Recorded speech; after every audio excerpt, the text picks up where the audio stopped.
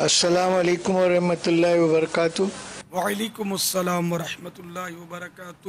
میں Abdul Sattar merchant, chairman and managing trustee Haji Ali Dargah trust. دعوت اسلامی کا جو کام چل رہا ہے اس کے لیے میں ان لوگوں کو مبارکباد دیتا ہوں، اور جو لوگ اس کے لیے کوشش کر رہے، اللہ تعالیٰ ان کی کوشش میں انہیں زیادہ کامیاب کرے، انہیں برکت دے کہ وہ زیادہ سے زیادہ اس بارے میں کام کرے اور لوگوں کی معلومات بڑھائے۔ آج کل ہمارے زمانے میں اتنی جہالت ہے کہ لوگوں کو معلوم نہیں ہے، طہارت کے مسئلے معلوم نہیں ہے، نماز کے مسئلے معلوم نہیں ہے۔ دعوت اسلامی یہ سب کام کر رہی ہے، سوال و جواب کے ذریعے۔ کسی کو کچھ بھی معلوم نہیں ہے، وہ سوال بھیجتا ہے، لیکن اس کا جواب لاکھوں لوگ سنتے ہیں اور اس سے فائدہ اٹھاتا ہے۔ یہ بہت بڑی قابل تعریف بات ہے۔ آپ سے ایک سوال کرنا چاہتا ہوں کہ عورتوں کا مزاروں پہ جانا کیسا ہے؟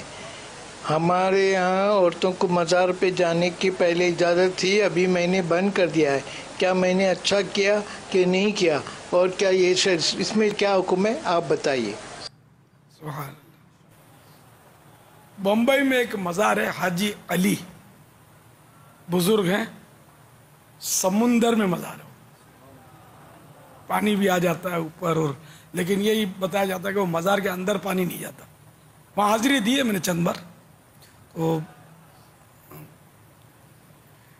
یہ وہاں کے مینیجنگ ٹرسٹی بتایا نا انہوں نے، تو یہ لہجے سے میمن محسوس ہو رہے تھے، جذبے والے معلوم ہوتے، اور انہوں نے کمال کر دیا، عورتوں پر پابندی ڈال دی۔ اتنا بڑا مزار ہے، بارونق، اور خصوصاً سمندروں پہ جو مزار ہوتے ہیں وہ زیادہ آباد ہوتے ہیں، یعنی کوئی حاضری کے لیے جاتا ہے، کوئی تفریح کے لیے جاتا ہوگا۔ بہت بارونق جگہ ہے وہ، اور کافی لوگ حاضری دیتے ہیں وہاں۔ انہوں نے بڑا جہاد کیا کہ عورتوں کی حاضری بند کر دی۔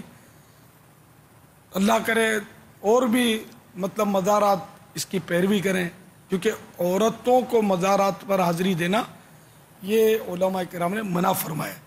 اعلیٰ حضرت رحمۃ اللہ تعالی علیہ نے اس پر بڑی تفصیل سے بیان کیا ہے۔ میرے آقا اعلیٰ حضرت رحمۃ اللہ تعالی علیہ نے عورتوں کو مزارات پر جانے کی جا بجا ممانعت فرمائی۔ چنانچہ ایک مقام پر فرماتے ہیں، امام قاضی رحمۃ اللہ تعالی علیہ سے استفتاء یعنی سوال ہوا کہ عورتوں کا مقابر کو جانا جائز ہے یا نہیں؟ فرمایا ایسی جگہ جواز و عدم جواز یعنی جائز و ناجائز کا نہیں پوچھتے، یہ پوچھو کہ اس میں عورت پر کتنی لعنت پڑتی ہے جب گھر سے قبور کی طرف چلنے کا ارادہ کرتی ہے۔ اللہ عز و جل اور فرشتوں کی لعنت ہوتی ہے، جب گھر سے باہر نکلتی ہے سب طرفوں سے شیطان اسے گھیر لیتے ہیں، جب قبر تک پہنچتی ہے میت کی روح اس پر لعنت کرتی ہے، جب تک واپس آتی ہے اللہ عز و جل کی لعنت میں ہوتی ہے۔ فتح رضویہ جلد 9 صفحہ 557۔ تو آپ نے دیکھا کہ عورت کس قدر لعنتوں میں گرفتار ہوتی ہے جو قبروں پر جاتی ہے، مزاروں پہ جاتی ہے۔ اس لیے مزار پہ جانے کی ضد نہ کرے، بلکہ جائے نہیں۔ صرف بارگاہ رسالت میں روزہ انور پر سرکار صلی اللہ تعالی علیہ وسلم کے روزہ پاک پر حاضر ہو، اور کہیں بھی حاضر نہ ہو۔